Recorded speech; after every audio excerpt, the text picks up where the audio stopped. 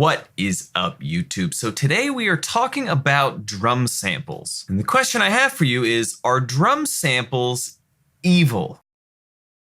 Spoiler alert, I don't believe they are.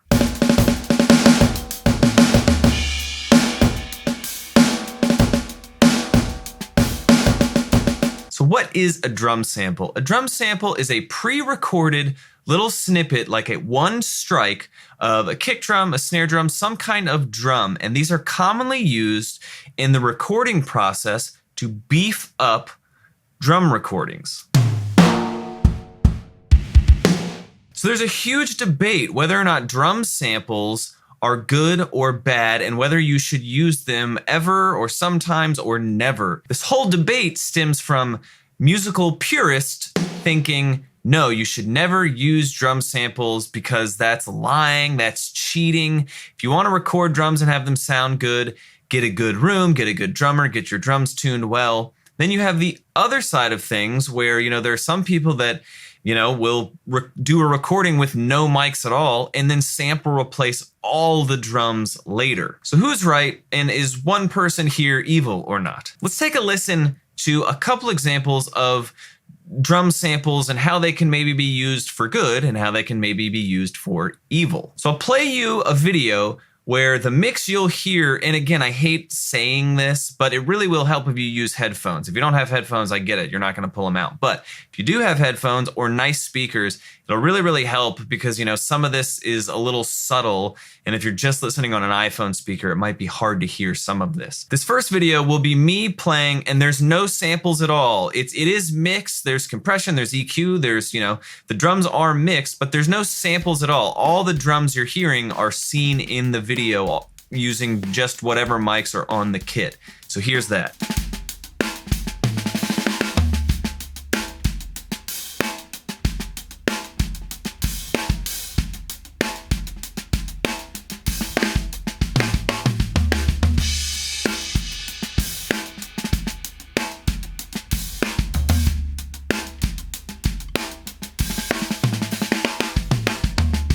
So I'm pretty happy with that mix, and that's something I could throw on YouTube or Instagram, and there we go, we're done. But using that same clip, what I'll do is I'll add in samples that are kind of terrible. So this is a bad use of samples.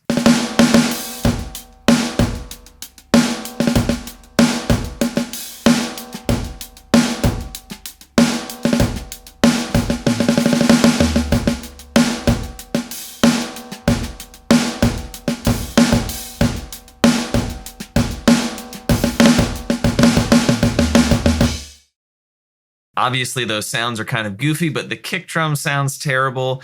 The snare drum is way over-triggered. The samples are picking up every single ghost note. Sometimes it's even picking up the bleed from the kick drum and sampling then. So that's a horrible use of samples. The snare drum I use is a pretty shallow drum, and I like the crack it has, and I like the kind of vibe, old school vibe it has, but it really lacks a lot of depth in low end. So a good use for samples, in my opinion, would be to possibly layer in a sample for the snare drum that has a little more body and a little more low end. So essentially, you're just taking the snare drum and you're finding a sample that kind of enhances what isn't there in the snare drum. You're not replacing the snare drum because it's got a cool vibe, and I like how the ghost notes sound and everything, but when those 2 and 4 backbeats come in, it just lacks a little body and a little bit of depth. As well, the kick drum lacks a little bit of punch and it sounds a little distant. In any given mix, there could be a lot of reasons why drums aren't sounding quite as forward and kind of in your face. So a nice use of samples is to, again, find kind of the frequency range where you want that low end, you want that kick drum to punch through a little bit more, and find a sample that you can layer in. Again, you're not replacing the kick drum. It's not becoming an 808 kick drum. You're finding a sample that enhances and improves what, your current actual recorded kick is missing. What I'll do is I'll play that same video and I'll play it for a few bars with no samples, and then I'll throw in the mixed audio that has samples on the kick and snare. I think you'll hear a big difference in how the kick and the snare, really listen close, when there's no samples and then when the samples get layered in.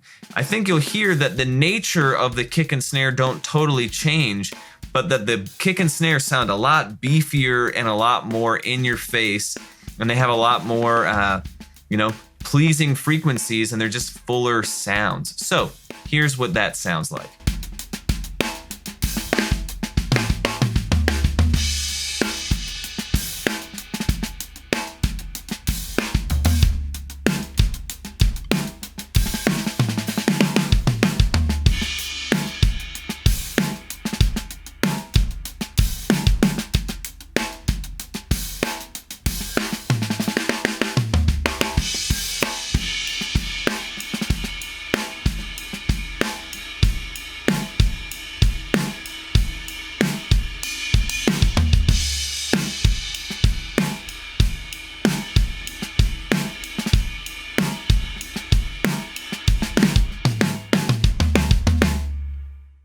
So again, in that example, it can be kind of subtle if you're listening on a phone, but the snare's a lot beefier, there's a lot more low end, and the kick drum has just a lot more punch, and it sounds a lot more forward in the mix.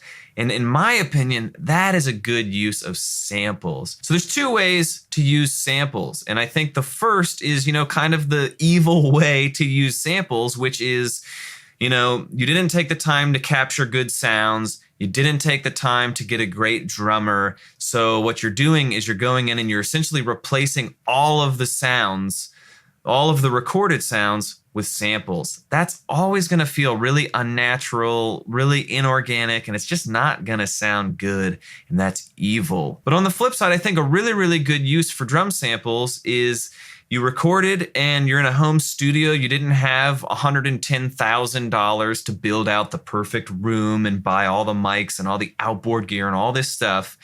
But you've taken the room that you have, you've gotten it to sound really great, and you're getting good drum sounds, but maybe your room just isn't quite as spacious and echoey, so there are certain, kind of reverby drum sounds you can't really get, and you can layer in samples to get that.